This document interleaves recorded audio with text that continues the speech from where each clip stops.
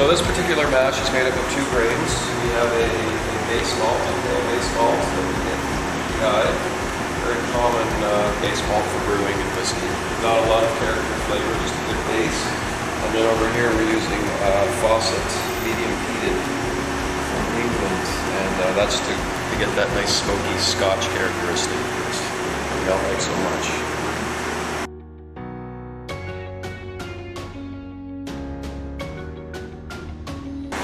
This grain bill should allow us a fairly neutral whiskey, allow a lot of flavors to come from the process, the still, and pick up a lot of the flavors from the barrel as well. So very, very neutral to start, and this is very characteristic of a single malt Scotch style.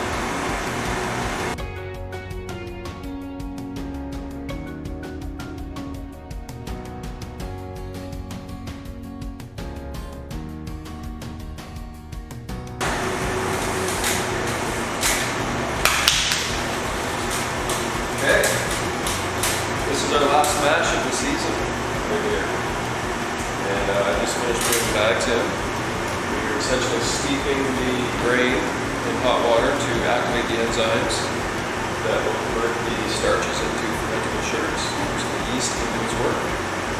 And once this is steeped, we're going to cool it back down and introduce our yeast into it and let it ferment for 3 to 5 days. Essentially creating a beer. And then at that point, we will strain the beer off of the grain and distill it.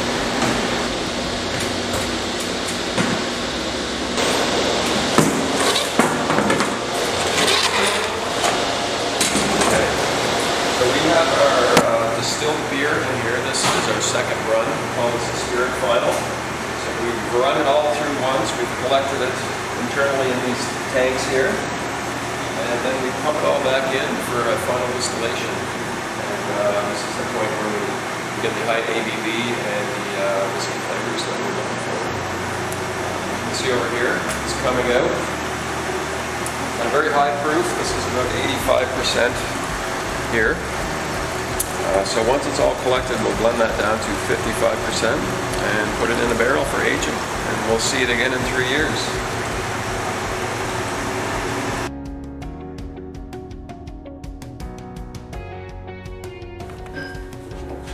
So we age our whiskey in a variety of barrels here. We've got an American bourbon barrel here. That's also very common for Scotch style whiskey aging. You get some nice vanilla flavors. And the other barrels that we like to use are the Hungarian oaks, and they are a little spicier.